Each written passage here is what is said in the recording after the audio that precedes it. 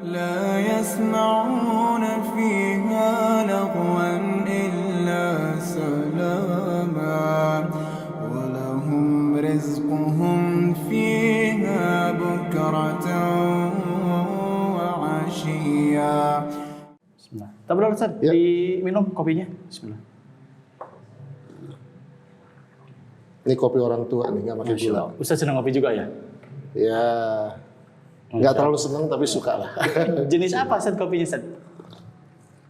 Ini tadi kata pelayannya ini Brazil. Brazil ya, berarti impor ya, internasional ya.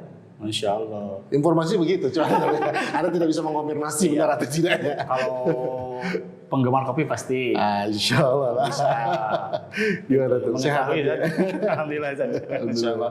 Ya, Wah, gimana? Masya Allah ini minum lemon tea aja Ustaz. Insya Allah. Nggak ngopi berarti ya?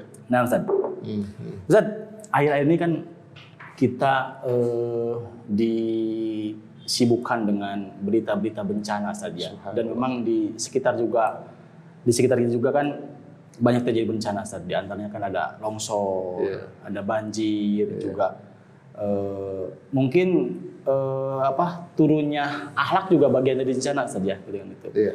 Terus yang terbaru yang sempat viral sekarang ini, bahkan sekarang viral kan jatuhnya pesawat Sriwijaya Air 182. Nah ini tentunya Ustaz, bagi seorang muslim kan harus menjadi sebuah ibrah Ustaz ya, pelajaran. Nah bagaimana Ustaz sikap seorang muslim dalam menghadapi bencana-bencana yang memang sedang terjadi ini, agar supaya diberi kekuatan iman dan kita bisa menyikapinya dengan bijak Ustaz. Iya. Memang kalau kita bicara tentang sebuah objek, Nah, Ustaz. nanti paradigma seseorang terhadap sebuah objek itu tergantung informasi yang masuk ke kepalanya. Contoh begini, orang di waktu malam berjalan nyium bau wangi, Nah, Ustaz. dekat kuburan nyium bau wangi, pikirannya ada apa? Wah, serem Ustaz. Setan. Nah, Ustaz. Tapi buat orang yang kemudian dia memang belajarnya meneliti wangi-wangian, Iya. ketika bau wangi berpikir setan nggak? Tidak. Tidak ya. Objeknya sama, tapi sudut pandangnya Berbeda. Nah, Dan sudut pandang ini itu terbentuk dari informasi yang masuk ke kepalanya. Nah, Begitu juga benar tadi pertanyaan antum, bagaimana sikap seorang muslim di dalam memahami atau menghadapi musibah? nah, Ustaz. Harusnya kita punya paradigma yang tepat dalam menghadapi musibah. Nah, kita akan bisa melihat orang-orang yang kemudian ya masuk ke kepalanya informasi dari Quran dan Sunnah, sehingga dia memiliki paradigma sesuai Quran dan Sunnah dalam melihat sebuah objek, dan ini musibah. Ya. Nah, Ustaz. Beda dengan orang-orang yang kemudian informasi Quran dan Sunnah nggak masuk ke kepalanya, ini paradigmanya juga berbeda lagi. Berbeda gitu. lagi. Ya. Sampai mereka mengatakan, kenapa ini harus terjadi? Iya. Itu kan banyak tuh. Betul, Ustaz. Ya. Padahal Allah sudah mengatakan, la yus'alu amma yaf'alu wa hum yus'alun. Allah nggak ditanya. Dan Allah kemudian nggak etis kita bertanya, kenapa Allah lakukan ini? Iya, Karena Ustaz. kita yang ditanya oleh Allah. Gitu kan? Nah ini. Bahkan kemudian kalau kita lihat ada orang-orang yang dia seakan-akan seuzon kepada Allah. Dan dia berhusnuzon terhadap dirinya sendiri. Iya. Bahwa dia orang yang nggak layak dapat musibah. Sehingga dia berkata, ya Allah, apa dosaku selama ini? Subhanallah. Iya. Dia seakan-akan dia husnuzon kepada dirinya. Saya ini nggak layak loh dapat musibah. Dan dia husnuzon kepada Allah. Kenapa kau turunkan ini kepada diriku gitu? Masya Allah. Harusnya kan kita, ya ketika kita punya paradigma iman sebagai seorang muslim, kita tahu Allah itu Al-Hakim, Allah Maha Bijaksana, Allah Maha Mengetahui.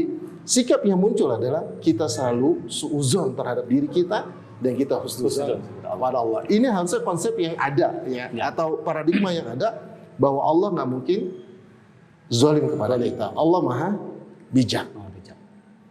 Ana sering kasih contoh begini, Abu Fahri, misalnya gini, antum terkilir. Ketika antum terkilir, antum nggak bisa jalan. Yang antum lakukan pasti antum datang ke tukang pijit kan? Iya, tukang urut. Ketika antum datang ke tukang urut, sama tukang urut itu cuma dilus-lus dong atau dipijit sampai ditekan-tekan gitu? Ditekan-tekan kan? Iya. Sakit nggak antum? Sakit kan? Tambah sakit kan? Betul. Setelah pijit, apa yang antum lakukan? Antum pukul tukang urut atau antum kasih uang? Malah dikasih uang. Kenapa? Karena antum husnuzon kepada tukang urut itu punya ilmu. Yang dengan ilmu itu, perbuatan tukang urut yang membuat antum lebih sakit, antum yakin itu akan memberikan kesembuhan buat antum. Kenapa Allah kita taruh lebih rendah dari tukang urut? Masya Allah. Kenapa kita bisa berhusnuzon kepada tukang urut tapi kita nggak berhusnuzon kepada Allah? Nah, ini harusnya modal awal seorang muslim dalam melihat musibah sehingga dia suuzon. Ya, jadi ketika dia kena musibah langsung beristighfar. Ya, karena nggak mungkin Allah timpakan musibah disebabkan Allah zalim. Enggak, Allah mengatakan ma asabaka min hasanatin fa min Allah wa ma asabaka min sayyi'atin fa min nafsik. Kata Allah, nggak ada yang menimpa engkau dari sebuah kebaikan kecuali itu dari Allah. Dan tidak ada yang menimpa engkau sebuah keburukan kecuali itu disebabkan diri kamu sendiri. Jadi yang pertama itu husnuzon kepada Allah dan suudzon kepada diri kita. Ya, mungkin itu ya yang menjadi harusnya sehingga setiap musibah itu jadi bahan introspeksi. Ya, gitu. Sehingga seorang muslim mempunyai sikap bijak dalam menghadapi setiap musibah. Iya. Nah, ini juga Ustaz, tentunya musibah yang datang bertubi-tubi kepada seorang muslim ataupun kepada sebuah negara, tentunya ada sebab saja yang datang musibah tersebut. Nah, kira-kira atau menurut tinjauan Islam itu apa saja Ustaz, sebab-sebab yang dapat mendatangkan musibah Ustaz? Iya. Tentunya kalau kita lihat al-jaza min jinsil amal, balasan itu sesuai dengan amal. Ya, ketaatan memberikan keberkahan. Walau anna ahlal qura amanu wattaqau lafatahna 'alaihim barakat minas sama'i wal ard. Kalau saja penduduk negeri itu beriman dan bertakwa, kami bukakan keberkahan dari langit dan bumi. Lihat, ini kan sebuah konsekuensi dari iman dan takwa. Iya, dengan iman dan takwa maka Allah berikan keberkahan. Allah turunkan keberkahan. Allah bukakan keberkahan dari langit dan bumi. Artinya, kalau ini kita jadikan sebuah teori ya, sebuah teori, maka kebalikan dari teori ini adalah kemaksiatan menimbulkan kesulitan. Sebagaimana ketakwaan mendatangkan keberkahan, berarti kemaksiatan mendatangkan kesulitan. Allah mengatakan wa ma asabakum min musibatin fabima kasabat aydikum wa ya'fu an katsir. Dan tidaklah musibah yang terjadi pada kamu, pada diri kalian kecuali disebabkan oleh tangan kalian sendiri, dan Allah mengampuni banyak dari kalian. Atau Allah juga katakan dhahara fasadu fil bari wal bahri bima kasabat aydinas. Tampaklah kerusakan di daratan, di lautan disebabkan perbuatan mereka. Artinya bisa kita simpulkan bahwa semua musibah yang terjadi itu adalah disebabkan dosa kita. Ini tadi kita suuzon sama diri kita sendiri gitu. Ya kayak sekarang misalnya kan musibah corona itu kan mungkin orang sudah banyak meninggalkan baca Quran. Orang lebih senang, ya akhirnya corona ini makin menjadi. Kenapa makin menjadi? Nah, kita lebih senang baca berita corona ketimbang baca Quran. Nah, sahih tadi. Ya, jadi ternyata bukannya kita kembali kepada Allah, malah kita jauh kepada Allah. Apa yang Allah lakukan? Ya, Allah tambahkan lagi. Dan ketika Allah berikan musibah kepada kita, itu kan untuk kasih sayang Allah. Kasih sayang Allah. Antum punya anak. Anggaplah kita punya anak gadis. Anak gadis kita pulang malam. Kita hukum nggak dia? Iya. Sentuhannya sayang atau marah? Sayang. Maka ketika kita lihat musibah, kita lihat atau musibah ini Allah murka. Allah sedang murka. Enggak, Allah lagi cinta sama kita. Idza ahaballahu qauman ibtalahum. Jika Allah mencintai sebuah kaum, Allah berikan ujian buat kaum tersebut. Allah berikan bala, Allah berikan musibah. Jadi musibah ini ternyata dimensi cinta, bukan dimensi marah gitu. Karena Allah pengen kita balik lagi. Ente udah salah nih. Ayo balik lagi. Ente ini punya anak kita jewer, udah dia jadi anak yang benar. Ya seperti itulah gitu logikanya. Jadi intinya kita harus berhusnudzon kepada Allah Subhanahu wa taala apapun yang terjadi saja. Benar. Karena Allah kan maha baik ya, maha sayang ya saja. Benar. Masya Allah. Jadi ya, minum lagi sekali. Iya. Insya Allah ya. Ini Ustaz, kebetulan hujan juga ya tiap hari sekarang. Allah musibah nafian. Dan tentunya ketika kita melihat nama-nama Allah, Al-Hakim, Allah Maha Bijaksana, dan kita meyakini bahwa setiap nama Allah itu mengandung sifat. Sifat. Ya, sikap dari Al-Hakim adalah hikmah. Hikmah. Tidak mungkin Allah menciptakan sesuatu, tidak mungkin Allah melakukan sesuatu kecuali pasti ada hikmah. Ya, begitu juga musibah. Ya, musibah itu pasti ada hikmah. Ada hikmah di balik sebuah musibah. Buat kita yang meyakini bahwa tadi Allah maha baik, Allah nggak mungkin zalim, Anda mau ngasih ilustrasi sama antum. Misalnya begini, antum dipinjemin mobil. Nah, ya, mobilnya anggaplah ini mobil tua, tapi mobil tua itu antum pakai buat cari nafkah. Ya, antum pakai buat cari nafkah. Antum merawat mobil itu, tapi suatu ketika mobil itu diminta sama yang punya. Kecewa nggak? nah. Kecewa nggak antum? Kecewa. Udah dimerawat kecewa, tapi antum balikin nggak? Mau nggak mau orang punya dia kan ya. Tapi ketika antum balikin mobil itu, nih Pak, saya balikin, jazakallah khair, mobil ini sudah banyak membantu usaha saya. Pas antum mau pulang, antum diberikan mobil yang jauh lebih bagus, 2 lagi. Masya Allah. Kecewa antum berubah jadi kebahagiaan. Jadi kebahagiaan, kegembiraan.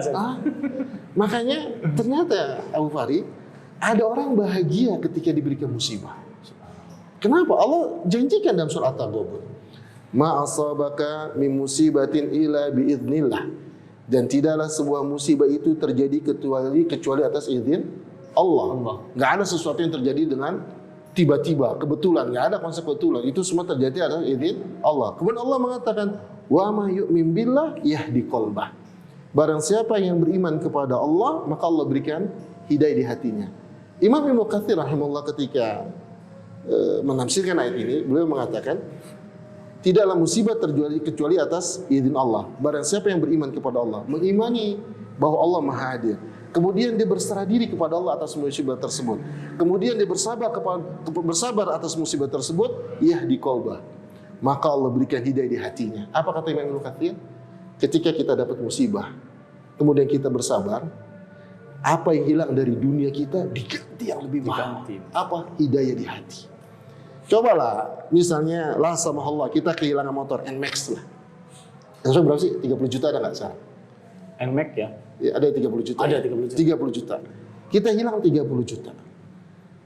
Tapi kita diganti dengan hidayah di hati kita. Kita bisa sholat sunnah fajar sampai meninggal. Dalam sebuah riwayat Imam Muslim Nabi mengatakan, raqatul fajri khairum minad dunya wa ma fiha. 2 rakaat sholat fajar, sholat sunnah sebelum subuh, itu lebih baik ketimbang dunia dan seisinya. Lihat, NMAX diganti dengan dunia dan seisinya. Subhanallah. Artinya kalau kita sabar menerima musibah itu, Allah ganti dengan sesuatu yang lebih mahal dari apa yang kita hilang. Lebih baik dari lebih baik tadi, Masya Allah. Jadi ya, gak usah sedih-sedih banget kalau dapat musibah. Apalagi seorang muslim saja. Apalagi seorang muslim gitu. Ya, masa iya sih masih muslim? Masa iya sih seorang muslim sudah beriman, musibah masih bikin status di WhatsApp gitu. Iya saja. Ngadunya sama WhatsApp. Ya ngadunya sama Allah lah gitu. Jadi Masya Allah, kalau netizen bilang lebay banget saja. Makanya keluh kesah ini kan banyak orang kena keluh kesah. Saya tertarik dengan perkataan Imam Ibnu Qayyim rahimahullah. Beliau mengatakan keluh kesah itu ada tingkatan. Tingkatan yang paling rendah adalah mengeluhkan perbuatan Allah kepada manusia. Subhanallah. Bagaimana kita mengeluhkan zat yang maha mengetahui kepada manusia yang bodoh? Mengeluhkan perbuatan zat yang maha bijaksana kepada manusia yang zalim. Dia dapat musibah dari Allah, dia mengeluh pada manusia. Ya, wah saya begini. Yang membuat musibah itu terjadi Allah. Zat yang maha tinggi, zat yang maha mengetahui, zat yang maha bijak. Kemudian dia berkeluh kesah kepada manusia yang bodoh, yang zalim. Dan ini merupakan tingkat yang paling rendah. Tingkat di atasnya, kata Imam Ibnu Qayyim, dia mengeluhkan perbuatan manusia kepada Allah. Ini mending ketimbang yang pertama. Ya, dia mengeluhkan perbuatan makhluk yang bodoh kepada zat yang maha mengetahui.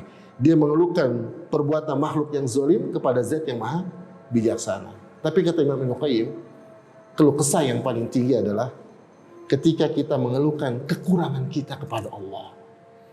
Ya. Jadi buat kita ketika kita dapat musibah, ya sudah minta tolong kepada Allah. Biar Allah kuatkan hati kita. Ya, biar Allah tegarkan hati kita. Ya, yang namanya musibah, yang namanya masalah nggak lepas dari kehidupan kita. Pasti selalu ada. Pasti ada ya. Makanya saya teringat perkataan seorang ulama, ibadah yang kita lakukan itu tidak akan menghilangkan musibah.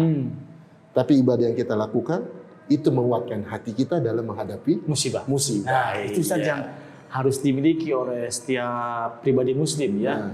Jadi ketika ditimpa musibah yang datangnya dari Allah Subhanahu wa taala, tentunya dia menjadi seorang muslim yang tegar, yang kuat. Benar. Bahkan bisa jadi musibah berbuah pahala. Benar. Insyaallah. Iya.